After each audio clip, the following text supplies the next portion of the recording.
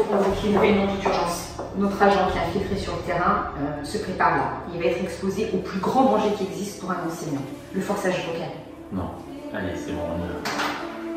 Voici l'agent Johanna Bauer, l'un des meilleurs agents de la DRO, connu dans le métier pour sa ténacité et son efficacité vocale. Conférences, hôpital, cabinet, c'est une vétérane de la pratique vocale. Aujourd'hui, elle se prépare pour sa nouvelle mission d'infiltration. Salut la team. Agent Bauer, il est 7h30, enfin il est presque 7h30, préparez-vous à synchroniser vos montres. Très précisément dans 3, 2, 1, top chrono. Je suis prête pour la mission 24 heures dans la voix d'un enseignant. J'ai bien reçu ma carte d'accès au site, merci patron. Juste, je suis un peu sortie hier soir, il y avait du bruit, j'ai beaucoup parlé, on a fait la fête, j'espère que ça va pas me porter préjudice. Bon, je file, je vous tiens au courant, bien sûr, au fur et à mesure de l'avancement de la journée, et je vous donne des nouvelles, et surtout vous, de votre côté. Forcez pas trop, à plus tard. À ce moment précis, Johanna Bauer quitte son appartement du 56 boulevard Baye à Marseille.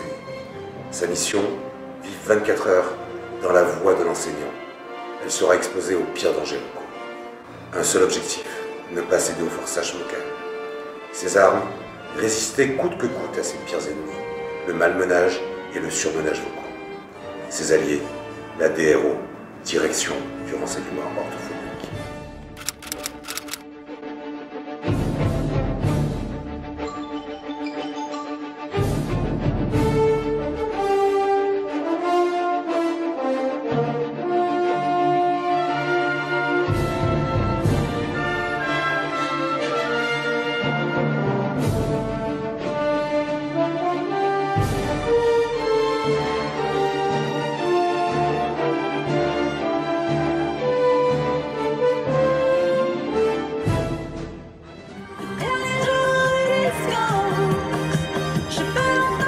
Le dernier jeu de disco.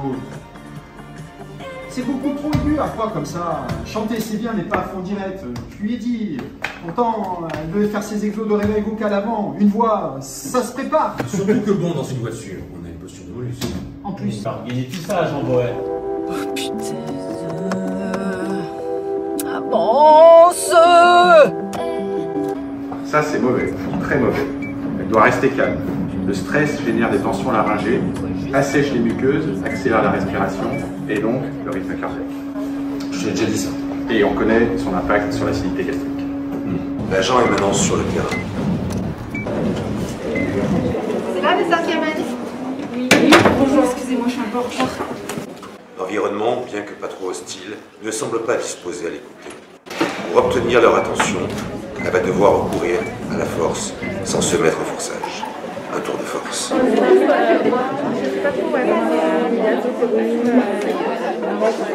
on va commencer. On va commencer. Oh, on va commencer. Mais quel boucan! Je ne suis pas sûre que ce soit moins fort que le barbier soir. Là, elle risque gros, il faut surtout pas qu'elle mise tout sur son larynx, mais qu'elle répartisse bien l'énergie musculaire. Elle gère pas mal. Elle gère pas mal, c'est toi qui le dis. Si elle s'était échauffée, on n'en serait pas là à avoir des mucosités après 5 minutes de cours. Ouais, c'est clair. Son larynx lui envoie déjà des signaux d'alarme. Non seulement la mucosité, mais en plus elle les racle. Si on n'agit pas très vite, on va droit dans le mur. Elle tiendra jamais. Salut la team, je viens juste m'absenter quelques minutes. J'ai prétexté un coup de fil urgent pour vous donner des nouvelles. L'acoustique de la salle est pas terrible, il va falloir faire avec toute la journée, ça va être un peu long. La gorge qui gratte un peu, ça doit être le vin blanc d'hier que d'un coup je me mets à payer plus qu'il ne faut. J'étais morte de soif au bout de 10 minutes. Bien sûr, j'ai oublié ma bouteille d'eau. Donc j'ai un étudiant qui m'a pris un café. Il y a une machine juste en face de la salle de cours. Bon, je vais boire mon petit café et puis j'irai m'acheter une bouteille d'eau à la pause. Voilà, allez, j'y retourne. Là, elle cumule trop de facteurs asséchants, de la caféine, pas d'eau et beaucoup de répétitions. Et des muqueuses asséchées, eh ben, elle ne vibre plus et ne résonne plus non plus. Et qui dit mauvaise hydratation, dit malmenage vocal. On a perdu plus d'un agent avec des conneries de ce genre. Le Sahara vocal, c'est la pire des tortures. Regarde comment elle se tient. On a dit verticalité souple. C'est quoi ces extensions laryngées? Elle veut flinguer ses cordes ou quoi? On n'a jamais parlé d'une opération kamikaze, bordel. Bon, en même temps, ça va, elle compense pas mal. Elle reste intelligible, elle a pas l'air de forcer. Pourtant, avec le masque, c'est hyper risqué. On a déjà perdu pas mal d'agents. Ouais, enfin, question tenue, ça va prendre un coup quand même. C'est clair. Sans compter le centre de gravité, il s'est barré complet. Eh ben, mieux en mieux. Elle parle en tournant le doigt à sa cible maintenant. Elle va se faire canarder par le forçage en moins de 2 si elle ne reprend pas sa garde. Ça y est, c'est la pause déj. Eh ben, vous savez quoi, c'est pas dommage, hein, parce que 4 heures, ça commence à tirer un peu là. Je sens que je vais me reposer la voix volontiers. J'ai fait les exercices d'échauffement vocaux. Il y a des trucs que j'avais du mal à faire quand même. Je sentais que c'était un peu noué, que c'était dur, que ça tiraillait. Pourtant, pour le coup, elle était bien échauffée, ma voix. Ça faisait déjà un moment que je parlais. Non. Mais elle confond parler et s'échauffer. C'est le comble, hein. Voilà. Bah, c'est pour ça que je suis là. Je vais aller déjeuner, donc, avec ma collègue du jour. Bon, bah, ça va, j'ai 2 heures de pause. Je pense que c'est confort, hein, et je rattaque à 14 heures. Voilà. Quelqu'un me parler d'incident sur la rangée. Ces sternos sont hypertoniques. Ça, c'est à cause du masque. Elle a dû forcer son articulation horizontale et surarticuler. Et sinon, pour vous, c'est pas trop dur, ça va? Bande de feignasses. À plus. Et au lieu de papoter, elle ferait mieux de faire une inhalation. Et un sandwich, c'est top pour la digestion. Mais évidemment que j'ai pensé à redémarrer la boxe. Écoutez, j'ai déjà passé 1h30 hier avec un de vos collègues. Non mais téléphone maintenant, non mais c'est n'importe quoi. Je ne peux plus faire vocal. Le coup de fil à l'opérateur, ça dure des plombes, ça en plus. Bonjour l'économie vocale. Sachant que le téléphone, c'est à peu près le pire pour les cordes vocales, vu qu'il n'y a pas de cible visuelle. La récupération, agent Bauer, ça vous dit quelque chose? On en a parlé pourtant lors des entraînements. Jamais vous ne la fermez? Vous vous croyez au-dessus du surmenage vocal ou quoi? Ah oui, bah c'est sûr, bah c'est bien les bureaucrates ça. Les process, les protocoles, tout ça vous connaissez, hein. Ça c'est sûr, mais la vraie vie, qu'est-ce qu'ils font les vrais profs dans la vie? Ils vont au spa peut-être pendant la pause déj, c'est ça qu'ils font?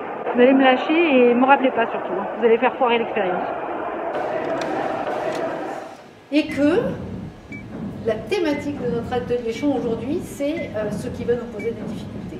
Donc qu'est-ce qui va nous poser des difficultés finalement? C'est quand on va vouloir chanter fort et chanter aigu.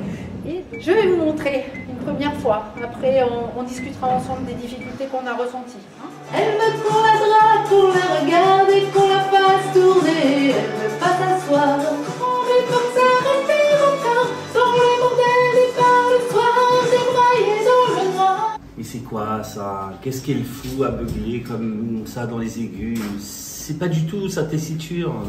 Elle le sait pourtant, toujours à vouloir se la jouer Maria Carré. Son mécanisme 2 est catin. Et elle ajoute de la pression pour sortir les notes par-dessus le marché. Regardez-moi ce larynx, haut et serré. Elle est à la ramasse sur les reprises inspiratoires réflexes. En même temps, les phrases n'en finissent pas. Et le refrain est hyper aigu. Faut admettre, hein. Et puis l'écueil, c'est quand même de mettre un max de pression d'air quand on parle fort. Et ça arrive jamais ça chez les profs normaux. Si on se penche sur la table d'un élève pour corriger un truc, c'est pareil. Ça fait même partie des postures killers des enseignants. Excusez-moi, Madame Révis, il est 16h, est-ce qu'on pourrait faire la pause, s'il vous plaît? Oui, alors juste, je vais finir 2 petites choses, juste le temps de vous dire que quand même... Et les reprises respiratoires, on en parle? Trop hautes, trop bruyantes, trop actives. Elle fait des phrases beaucoup trop longues. Ça la met dans le rouge. Sans compter qu'elle met toute la pression sur l'attaque. Le débit articulatoire est juste dingue aussi. Trop peu de temps sur les voyelles pour que la voix porte.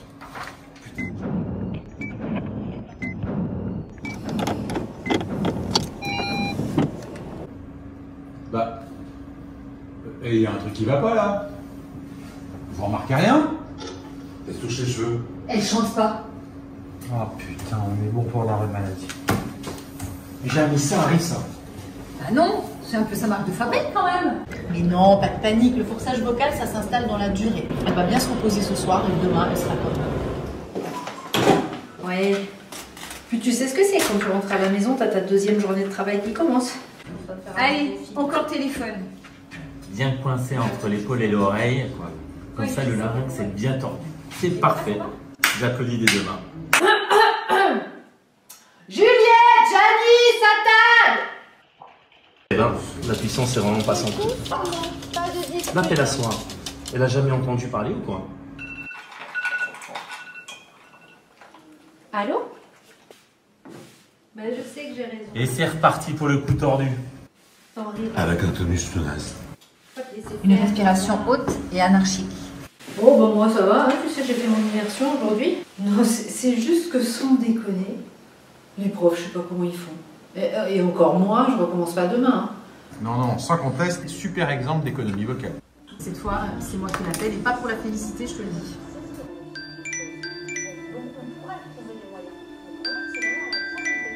Garce. Elle rejette mon appel. Elle en a parlé pour sa promotion.